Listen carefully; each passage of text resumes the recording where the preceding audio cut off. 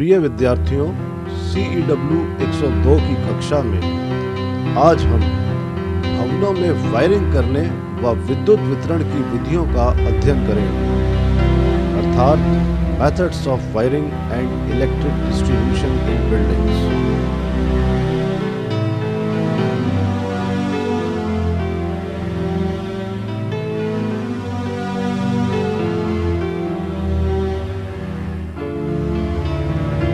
जैसा कि विदित है, अपने घरों, कार्यालयों या उद्योगशालाओं में विद्युत ऊर्जा का उपयोग करने के लिए हमें वायरिंग की आवश्यकता होती है और ये वायरिंग भारतीय विद्युत अधिनियमों को ध्यान में रखते हुए ही करनी चाहिए। भवनों में वायरिंग तथा वितरण की अधिक टिकाऊ विधि का ही सदैव उपयोग करना चाहिए।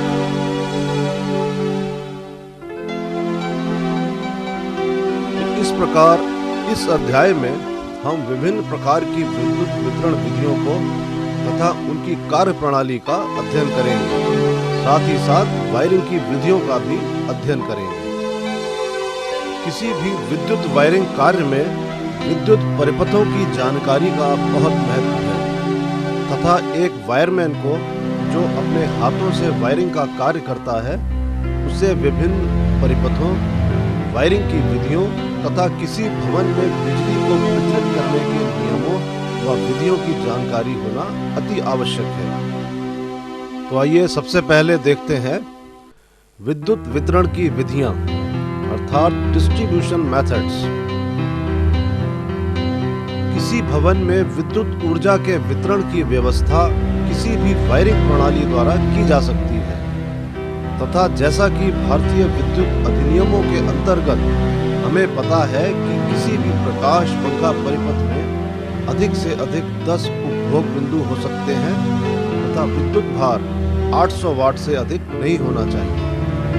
यदि उपभोग बिंदु 10 से अधिक होंगे या विद्युत भार 800 वाट से अधिक हो जाएगा तो हमें दूसरा सर्किट बनाना ही होगा। सामान्यतः किसी भवन में विद्युत वितरण के दो तरीके प्रयोग में लाए जाते हैं तथा यह विद्युत वितरण परिपथों की संख्या व कुल संयोजित भार के आधार पर ही किया जाता है। विद्युत वितरण की विधियां दो प्रकार की प्रयोग में लाई जाती हैं। पहली वितरण बॉक्स प्रणाली अर्थात डिस्ट्रीब्यूशन बॉक्स सिस्टम और दूसरी वृक्ष प्रणाली अर्थात ट्री सिस्टम। वितरण बॉक्स प्रणाली अर्थात डिस्ट्रीब्यूशन बॉक्स सिस्टम। आजकल यह व्यवस्था ही विद्युत वायरिंग में सबसे अधिक उपयोग में लाई जा रही है।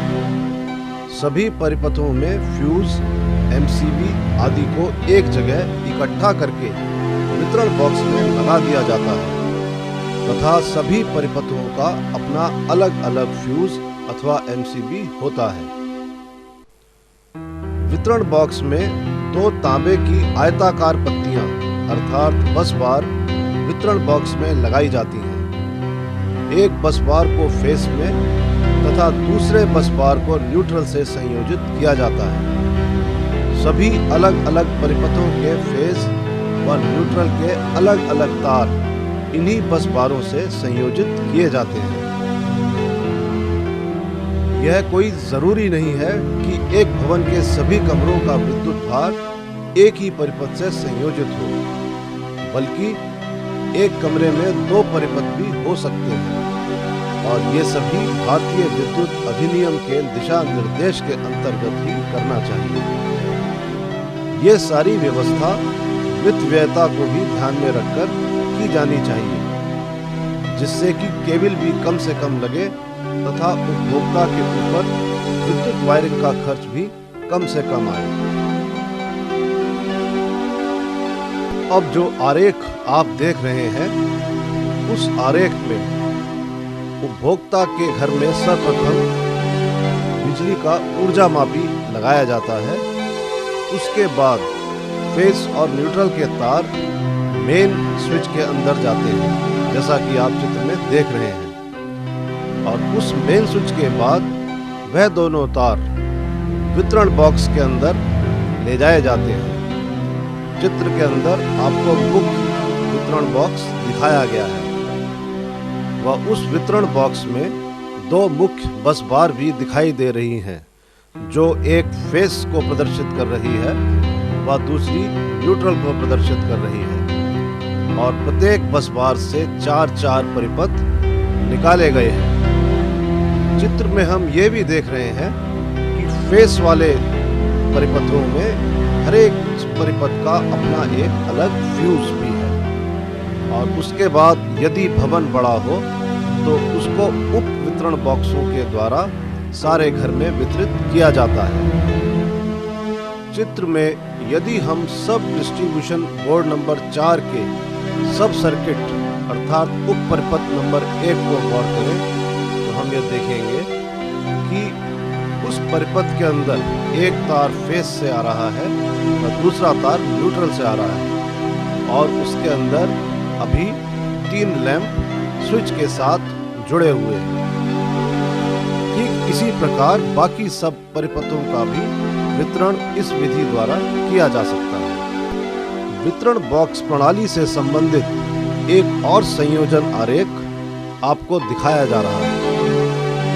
इसको गौर से देखने पर आप ये देख रहे हैं कि सर्वप्रथम एक लिंक स्विच मेन स्विच की तरह से लगा हुआ है और इसके दोनों तार फेस और न्यूट्रल डिस्ट्रीब्यूशन बोर्ड के अंदर आ रहे हैं और उसी डिस्ट्रीब्यूशन बोर्ड से इनका आगे वितरण किया गया है। यदि हम सर्किट नंबर 1 को देखें तो इसके अंदर एक तार इसकी फेस वाली बस बार से आ रहा है व दूसरा तार न्यूट्रल वाली बस बार से आ रहा है और इस परिपथ में अभी 4 लैंप स्विच के साथ लगे दिखाई दे रहे हैं। ठीक यही विधि बाकी परिपथों में भी अपनाई जाती है।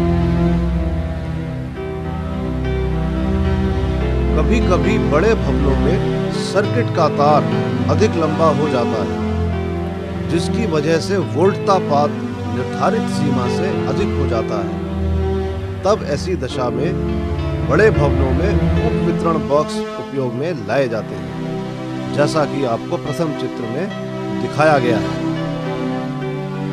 यह वितरण बॉक्स हमेशा लोड सेंटर पर लगाया जाना चाहिए, जिससे केबल की बचत होती है तथा वोल्टतापात भी कम होता है। अब हम इस प्रणाली के लाभ व हानियों की चर्चा करेंगे। लाभ, एडवांटेजेस। प्रकाश पंखा परिपथ और पावर परिपथ के अलग अलग परिपथ होने के कारण दोष ढूंढना आसान होता है। सभी परिपथों में वोल्टेज लगभग समान रहता है व सभी परिपथ के फ्यूज, एमसीबी आदि एक ही जगह पर स्थित रहने से दोष ढूंढने में बहुत आसानी होती है। हानियां, डिसएडवांटेजेस। यह प्रणाली वृक्ष प्रणाली से महंगी होती है। इस प्रणाली में अधिक लंबे केबल अथवा तार की आवश्यकता पड़ती है। अब हम वृक्ष प्रणाली अर्थात ट्री सिस्टम ऑफ वायरिंग का अध्ययन करेंगे।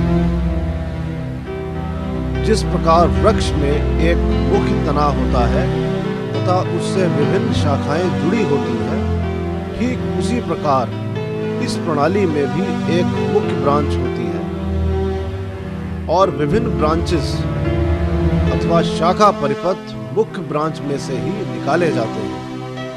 यह प्रणाली पुराने समय में प्रयोग में लाई जाती थी, लेकिन अब इसका प्रचलन धीरे धीरे कम होता जा रहा है। लेकिन अभी भी कुछ अस्थायी वायरिंग करने के लिए, जैसे किसी मेले, प्रदर्शनी या उत्सव के लिए इस प्रणाली का उपयोग अभी भी किया जाता है। इस प्रणाली से संबंधित एक आरेख आपके सम्मुख प्रस्तुत है।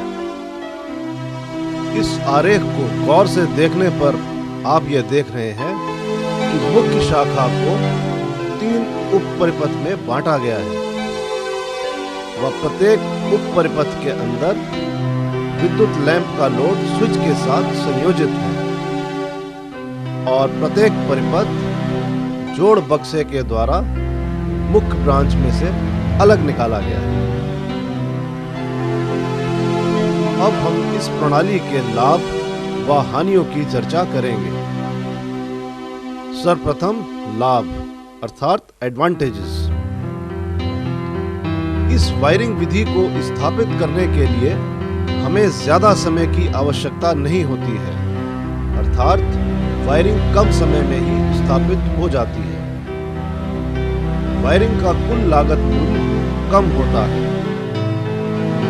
वायरिंग स्थापित करने के लिए कम केबल की आवश्यकता होती है। हानियां डिसएडवांटेजेस। सबसे पहले वाले बिंदु पर तथा सबसे आखिरी वाले बिंदु पर वोल्टेज एक समान नहीं रहता है। दूर वाले बिंदु पर वोल्टतापात बढ़ता जाता है। इस प्रणाली में बहुत सारे ज्वाइंट और कनेक्टर लगाने पड़ते हैं, इसलिए यह देखने में भी सुंदर नहीं लगती है। सभी परिपथों के फ्यूज छितरे हुए रहते हैं व दोष होने की स्थिति में दोष ढूंढना भी कठिन होता है। अब हम वायरिंग की विधियां अर्थात मेथड्स ऑफ वायरिंग की चर्चा करेंगे। वायरिंग करने के लिए निम्न दो विधियों को प्रयोग में लाया जाता है। पहली जोड़ बॉक्स विधि और दूसरी लूप विधि। तो आइए सर्वप्रथम जॉइंट बॉक्स विधि अर्थात जॉइंट बॉक्स मेथड का अध्ययन करेंगे। यह विधि वृक्ष प्रणाली पर आधारित है। इस विधि में लैंप को कनेक्ट करने के लिए जोड़ बक्से लगाए जाते हैं तथा पुनः टी जोड़ द्वारा उन लैंपों या स्विचों को संयोजित करते चलते हैं। जॉइंट बॉक्स के अंदर ही जोड़ पर कुचालक टेप लपेट दिया जाता है। यद्यपि इसकी लागत कम आती है, फिर भी इसका प्रचलन अब समाप्त होता जा रहा है। इस विधि का उपयोग केवल अस्थायी वायरिंग व्यवस्था में ही किया जाता है। प्रस्तुत चित्र में आप एक जॉइंट बॉक्स प्रणाली का संयोजन आरेख देख रहे हैं। इस संयोजन आरेख में जॉइंट बॉक्स दिखाए गए हैं व टी जॉइंट द्वारा किस प्रकार स्विच व लैंप संयोजित करते हैं, इसका भी प्रदर्शन किया गया है। अब हम इस विधि की लाभ व हानियों की चर्चा करेंगे। लाभ अर्थात एडवांटेजेस। इस विधि में तार कम लगता है, लागत कम होती है व वायरिंग करने में भी कम समय लगता है। हानियां डिसएडवांटेजेस। इस प्रणाली में जगह जगह जोड़ होने की वजह से दोष होने की आशंका रहती है। आग लगने का खतरा भी अधिक होता है। वायरिंग में जॉइंट बॉक्स वगैरह होने की वजह से यह देखने में भी सुंदर नहीं लगती है।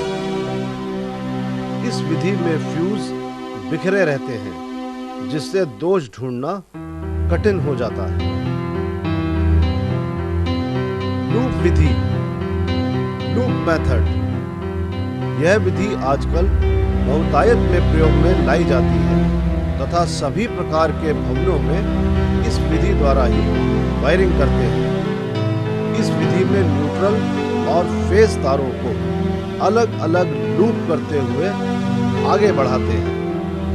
फेज तार को स्विचों में अथवा स्विच बोर्डों में लूप करते हैं तथा न्यूट्रल को होल्डर, सीलिंग रोज, स्विच बोर्ड आदि में लूप करते चलते हैं तथा इस बात का विशेष ध्यान रखते हैं कि किसी भी हालत में आगे चलने वाली तार में जोड़ नहीं आना चाहिए। दिखाए गए चित्र द्वारा इस विधि को और अच्छी तरह से समझा जा सकता है। चित्र में हम देख रहे हैं कि स्विच के फेस तार से एक तार फिर वापस निकल करके आगे जा रहा है। यही विधि लूपिंग मेथड कहलाती है। इसी प्रकार से न्यूट्रल के अंदर अगर आप देखें तो आप देखेंगे कि होल्डर के अंदर भी न्यूट्रल को लूपिंग किया गया है। इसी प्रकार यह विधि आगे की तरफ बढ़ती जाती है।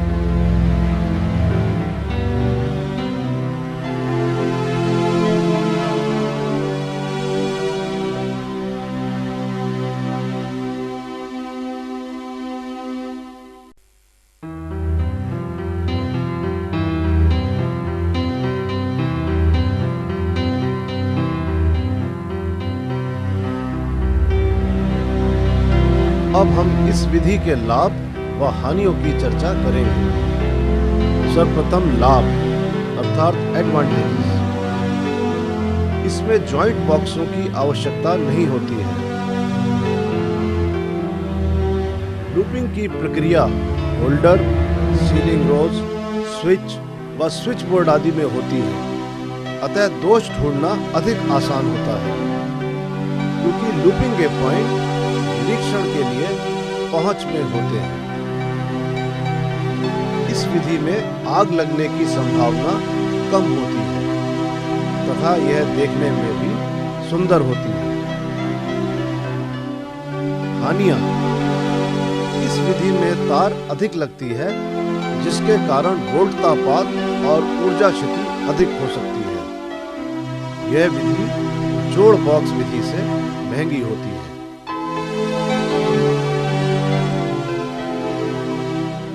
सारांश। इस अध्याय में आपने किसी भवन में विद्युत वितरण में प्रयुक्त आने वाली प्रणालियों में वृक्ष प्रणाली व वितरण बॉक्स प्रणाली का अध्ययन किया तथा वायरिंग करने की विधियों की जोड़ बक्सा विधि तथा लूप विधि की जानकारी प्राप्त की। कक्षा कार्य।